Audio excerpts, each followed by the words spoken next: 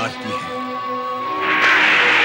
कहीं देवी पार्वती, आपने मुझे किस कार्य व कारणवश स्मरण किया है? श्री हरि, दुष्ट जलंधर ने मुझ पर कुदृष्टि डालकर मेरे सतीत्व तेज को आहत किया है। अब तो उस दुष्ट का अंत होना ही चाहिए। पर कैसे? आप मुझसे पूछ रहे हैं कैसे? जो दुष्ट दूसरे की पत्नी की गरिमा नहीं समझता और उस पर कुदृष्टि डालता है, उसे जीवित रहने का कोई अधिकार नहीं। उस दुष्ट जलंधर ने कैलाश पर आक्रमण किया, मुझ पर कुदृष्टि डाली और मुझे सुंदरी कहा। जलंधर का उद्देश्य तो अपवित्र था, दृष्टि मलिन थी, मन में पाप था। हम तो जलंधर को समाप्त करना चाहते हैं। फिर उस असुर ने मेरे स्वामी पर प्रहार कर उनकी शक्ति को चुनौती दी है। क्यों? किस कारण से? क्या सोच रहे हैं श्री हरि? अब भी वो अधम यदि जीवित रहा तो जगत में उत्पात मचाता रहेगा।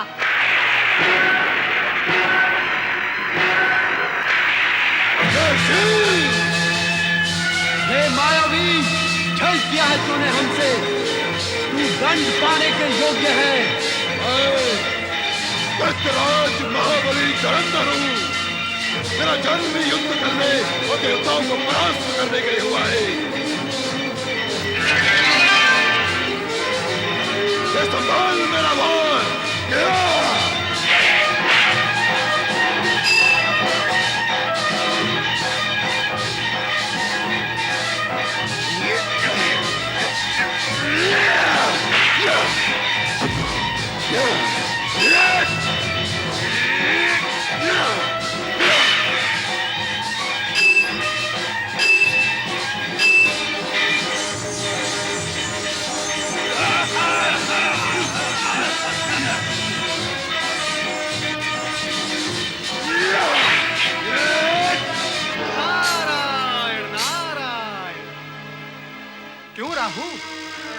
शीश झुका हुआ है। क्या लज्जित हो अपने दुष्कर्म से? लज्जित भी और दुखी भी।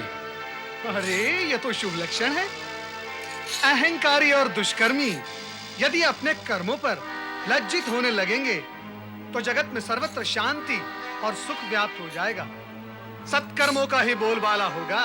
नारद, तुम सदा जगत के सुख का राग ही क्यों अलापते रहते हो? इसलिए कि यह सर्वश्रेष्ठ राग है। इसी राग से इस सृष्टि का निर्माण हुआ है और इसी राग से यह सृष्टि संचालित होती है। जिसने भी ये राग जान लिया उसके लिए फिर कुछ जानना शेष नहीं रह जाता। तुम भी आलापो इस राग को राहु, तुम्हारा भी कल्याण ही कल्याण होगा।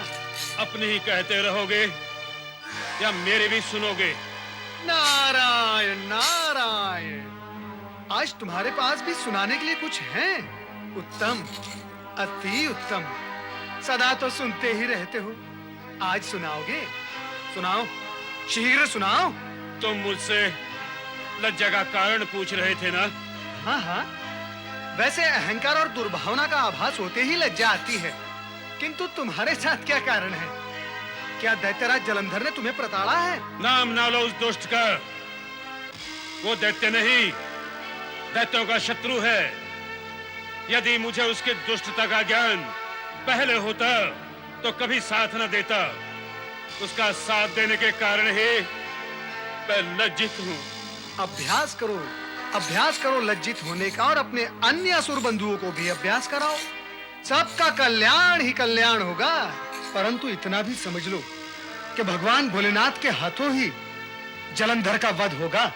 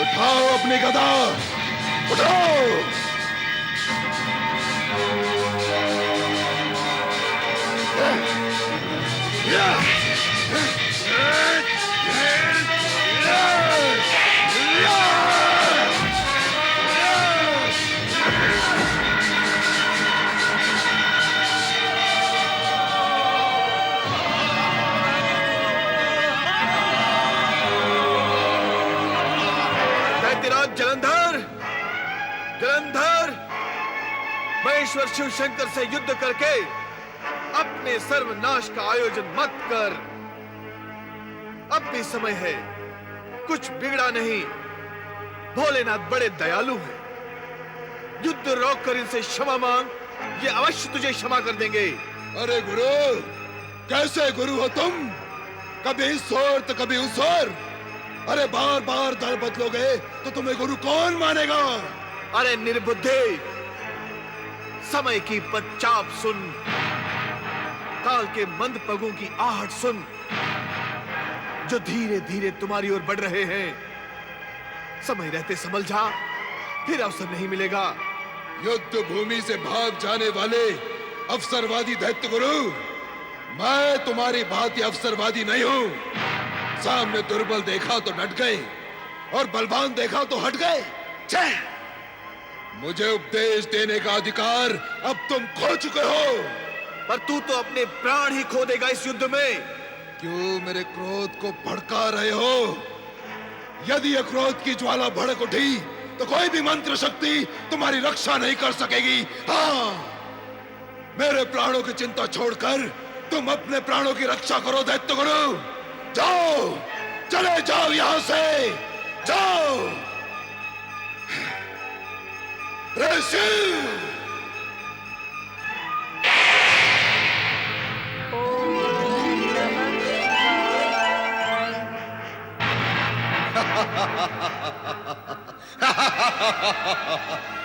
देखा दैत्य गुरु, तुम्हारे शिव का त्रिशूल भी मेरे प्रभाव से व्यर्थ हो गया।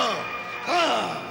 तुम्हारी बुद्धि भ्रष्ट हो गई है जलंधर, इसलिए तुम नहीं समझ पाओगे कि त्रिशूल का इस भांति असफल होना शिव की लीला है। परम ज्ञानी ध्यानी नहीं समझ सके शिव की लीला को, तो तुम जैसा पापी क्या समझेगा? सत्य तो यह है कि काल तुम्हारे सिर पर मंडरा रहा है और अब तुम पर आकर बैठेगा अवश्य।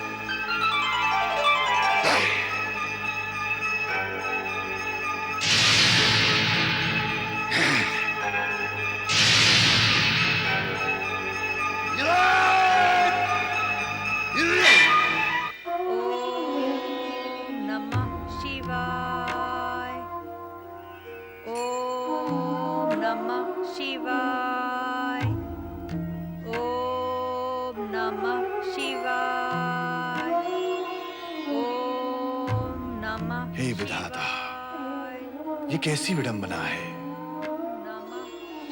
कि पति शिव के साथ भीषण और निर्णायक युद्ध कर रहा है और पत्नी इधर उसी शिव की आराधना में लीन है। यदि वह ज्ञानी इधर आकर देख सकता तो उसे इस बात का ज्ञान हो जाता कि शिव का त्रिशूल उससे टकराकर असफल क्यों हो गया। वह अवश्य यह भी समझ जाता कि उसकी पत्नी वृंदा की शिव भक्ति और सतीत्व के कारण ही शिव उस पर पूर्ण प्रहार नहीं कर रहे हैं। वृंदा, वृंदा, नमः शिवाय। गुरुवर, प्रणाम गुरुवर। वृंदा, मैं तुम्हें अखंड सौभाग्यवती व दीर्घायु का आशीर्वाद देना चाहता हूं, किंतु मेरे और आपके आशीर्वाद के बीच ये किंतु कैसा गुरुवर? वृंदा, तुम्हारे पति जलंधर की बुद्धि भ्रष्ट हो चुकी है। वो तुम्हारा व अपना हित अहित न विचार कर शिव से युद्ध करके सर्वनाश की ओर बढ़ता जा रहा है। इसीलिए मैं भगवान शिव से प्रार्थना कर रही हूँ गुरुवर। वृंदा, तुम्हारी भक्ति, प्रार्थना और सतीत्व से जलंधर के पाप की मात्रा अधिक हो गई है, इसलिए तुम्हारा सद प्रयत्न भी व्यर्थ ही होगा। नहीं गुरुवर, मेरा प्रयत्न व्यर्थ न होने दे। जलंधर की दुष्टता, नीचता व मलिनता से तुम्हारे प्रयत्न और प्रार्थना की शक्ति क्षीण हो गई है। वृंदा, इस पर भी तुम्हें निराश होने की आवश्यकता नहीं है। तुम्हें अपने सतीत्व की रक्षा सावधानी से करनी होगी।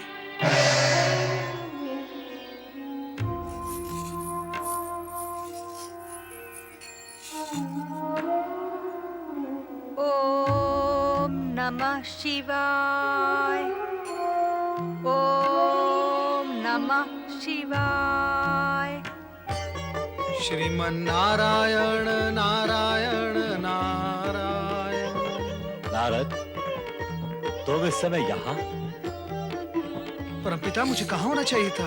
अरे, ब्रह्म लीला, प्रभु लीला और शिव लीला का प्रचार प्रसार करते हो, और जब इस समय शिव लीला अपनी चरम सीमा पर है, तो तुम्हें भी वहीं होना चाहिए था। वही लीला देखकर तो यहाँ आ रहा हूँ परमपिता, और यहाँ इसलिए आया हूँ कि आपसे ये जान सकूं कि शिव जलंधर युद्ध का अंतिम परिणाम क्या होगा। नारद, तुम अनेक बार ऐसी भूल कर चुके हो। भूल? कैसी भूल परमपिता?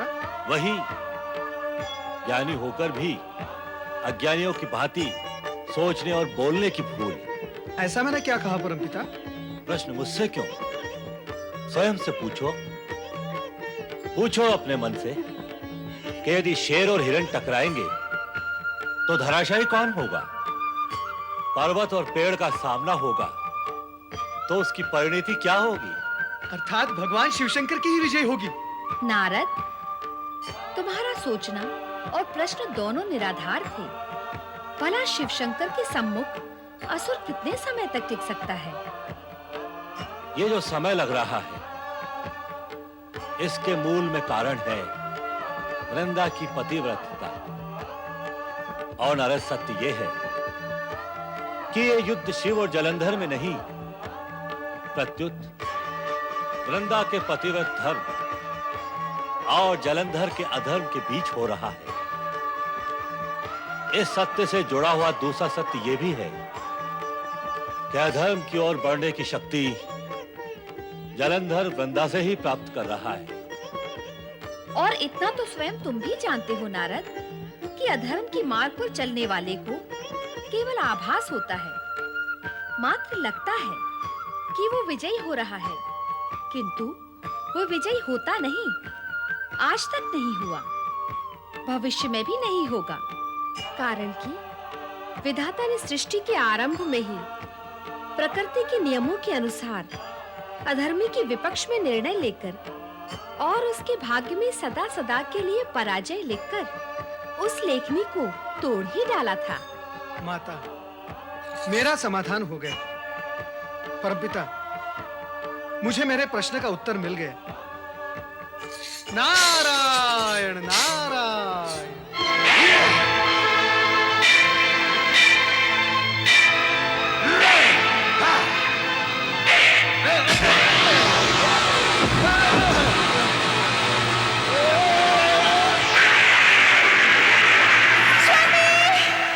क्या हुआ महारानी, क्या हुआ?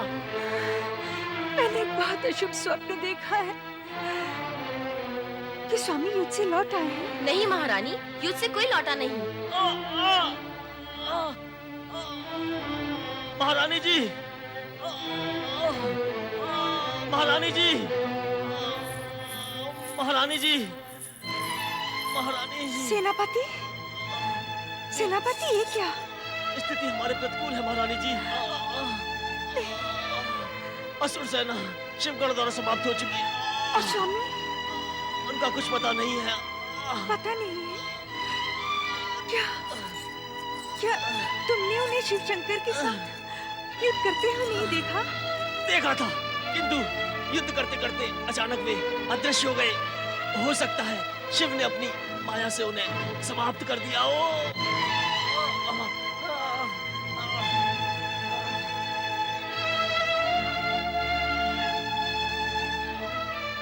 मेरा सतीत्व जब तक पवित्र है, तब तक मेरे स्वामी का कोई भी बाल बांका नहीं कर सकता, नहीं कर सकता।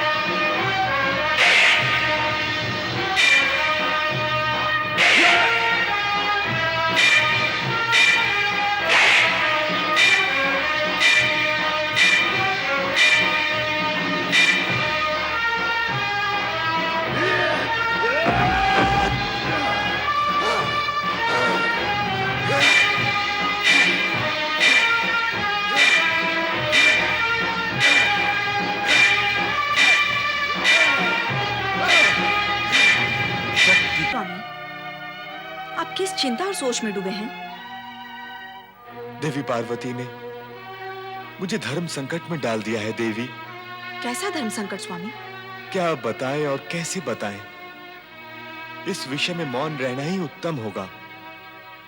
समय आने पर तुम्हें सब ज्ञात हो जाएगा देवी। समय तो इस समय भी आया हुआ है। आप मुझे ज्ञात कराएं कि कैसा धर्म संकट है।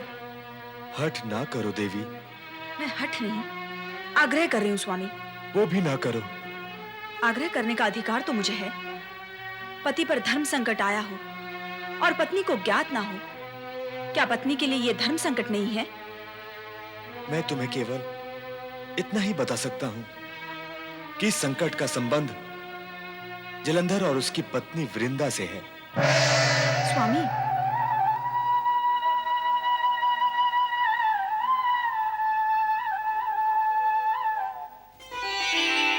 ओम हरि हराय नमः।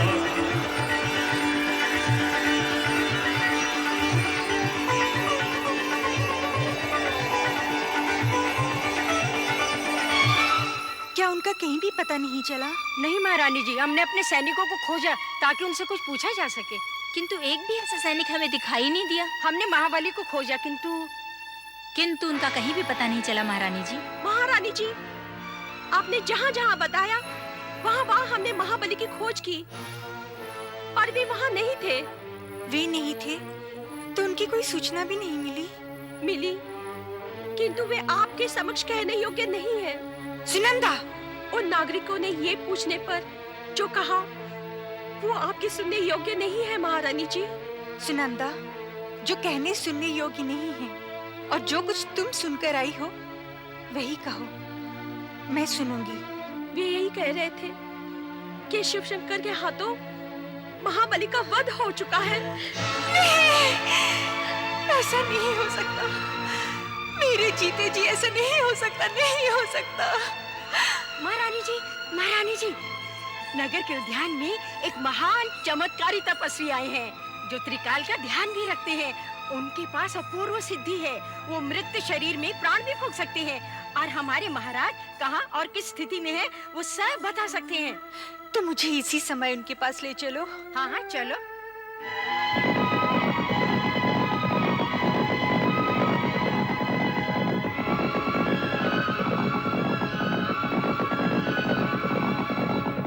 ओम हरि हराय नमः। ओम हरि हराय नमः। ओम हरि हराय नमः। ओम हरि हराय नमः। ओम हरि हराय नमः। ओम हरि हराय नमः। ओम हरि हराय नमः। ओम हरि हराय नमः। प्रश्न के लिए क्षमा करें महायोगी राज। सुना है आप त्रिकालदर्शी हैं और मृत शरीर में भी प्राण फूंक सकते हैं। अपनी पीड़ा कहो महारानी। मैं अपने पतिदेव के विषय में जानना चाहती हूँ। महाबली जलंधर के विषय में? हाँ हाँ योगी राज।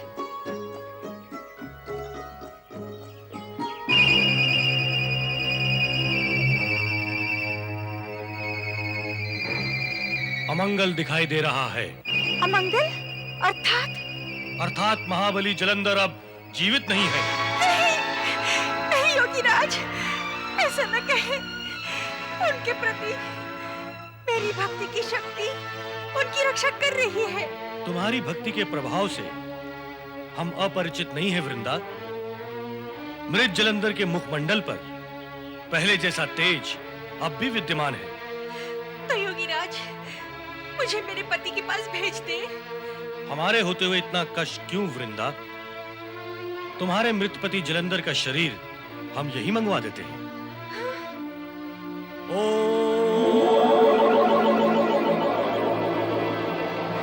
स्वामी! स्वामी! स्वामी! ये आपको क्या हो गया स्वामी? ये सब कैसे हो गया स्वामी? मेरे कुछ नहीं हो सकता स्वामी, आपको कुछ नहीं हो सकता स्वामी। जागे स्वामी, स्वामी जागे स्वामी। वृंदा, प्रलाप करने की आवश्यकता नहीं है। हम तुम्हारे मृत पति को पुनर्जीवित कर देते हैं।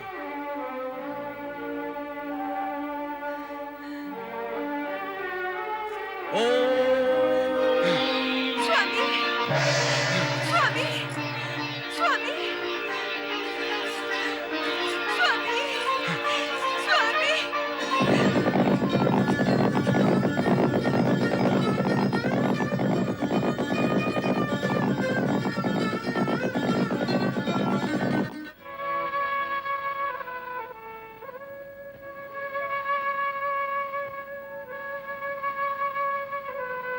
माता, नारद का प्रणाम स्वीकार करें। ये क्या, आप अकेली हैं, वो भी उदास? महाप्रभु कहाँ गए हैं? नारद, जिस सरलता से तुमने इतने सारे प्रश्न पूछ डाले, उसी सरलता से मैं तुम्हारे सभी प्रश्नों का उत्तर नहीं दे सकती। प्रश्न पूछना मेरा आशय नहीं था। महाप्रभु को न देखकर मैं असमंजस में हूँ।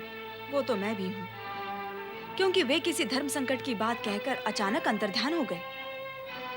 स्पष्ट रूप से उन्होंने मुझे कुछ भी नहीं बताया, केवल इतना कहा कि इस धर्म संकट का संबंध जलंधर और वृंदा से है।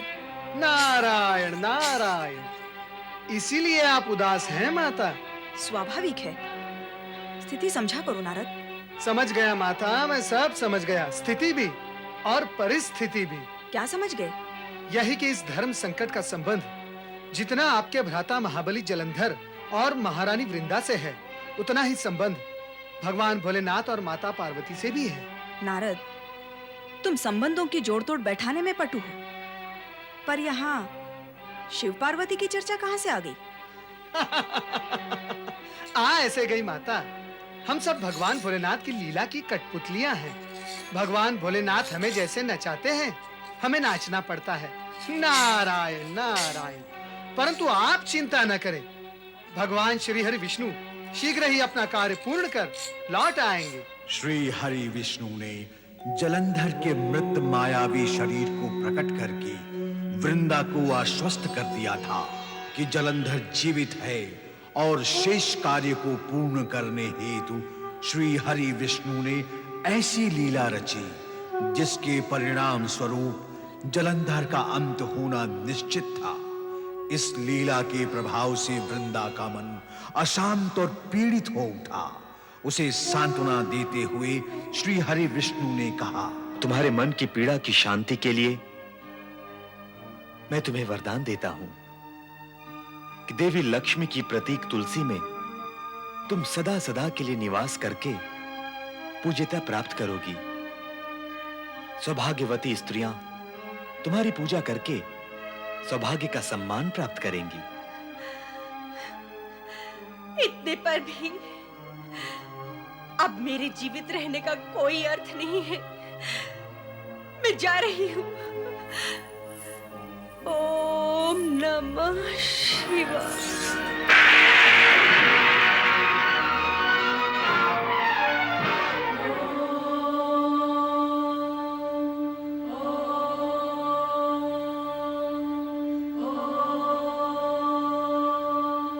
युद्धरत है।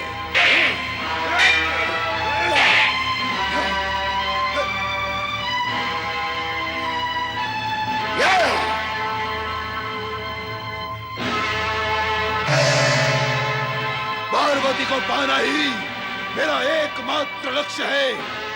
अब कोई तुम्हारी रक्षा नहीं कर सकता महादेव। मैं तुम्हारा अंत कर दूंगा।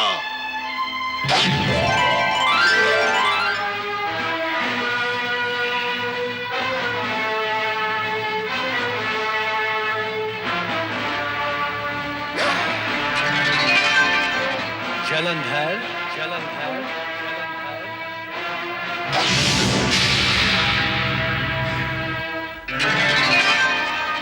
मायावी जलंधर,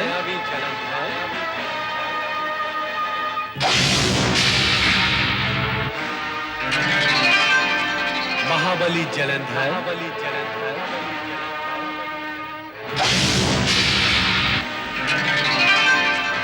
दैत्यराज जलंधर,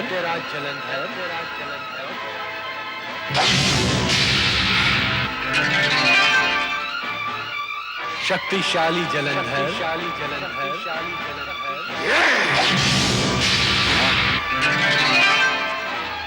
दैत्य सम्राट जलंधर,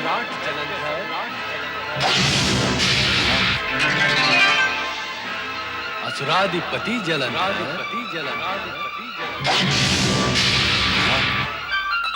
दुष्ट जलंधर, जलंधर,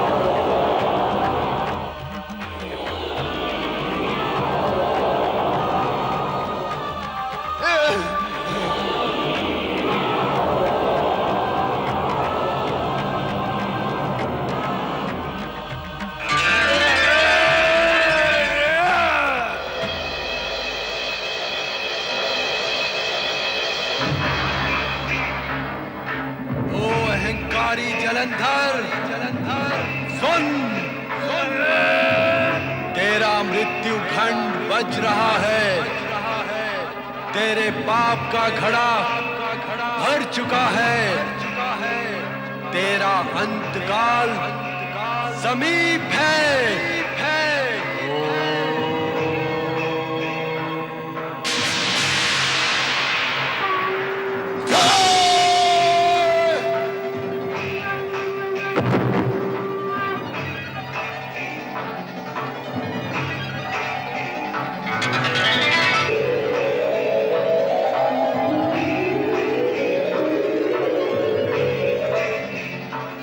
भगवान शिव शंकर की जय, देवादिदेव भोलेनाथ की जय। प्रभु, आपने स्वयं जलंधर की उत्पत्ति करके उसे असुरों का अधिपति बनाया। मेरे और वृंदा के लिए संकट उत्पन्न किया। श्री हरि विष्णु को संकट का सामना करना पड़ा।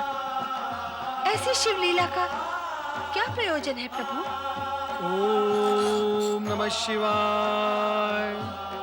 माता पार्वती, शिव लीला अकारण कभी नहीं होती। मुझे तो लगता है कि नारद लीला का प्रयोजन भी अकारण नहीं होता। नारायण नारायण, मैं तो भगवान शिव का दास हूँ माता। मैं जो कुछ करता हूँ भगवान शिव के संकेत पर ही करता हूँ। और भगवान शिव के लिए लीला करना आवश्यक है, क्योंकि वो उनका स्वभाव है। अब देवेश्वर अपना स्वभाव कैसे छोड़ सकते हैं माता? क्यों भगवान? नारद, इस जगत में सत्य और असत्य का संघर्ष नियति का धर्म है। और ये लीला रचने का कारण यही है कि जन साधारण इस सत्य को स्वीकार कर ले कि जिस तरह जलंधर महाशक्तिशाली होते हुए भी अहंकारवश पर नारी पर कुदृष्टि डालकर मृत्यु को प्राप्त हुआ, उसी प्रकार उसकी भी वही दशा हो सकती है। अतः वह सावधान रहे। जन साधारण को सावधान वे सुरक्षित रखने के लिए ही लीलाएं रची जाती हैं। शिवाय। ओम नमः शिवाय। ओम नमः शिवाय।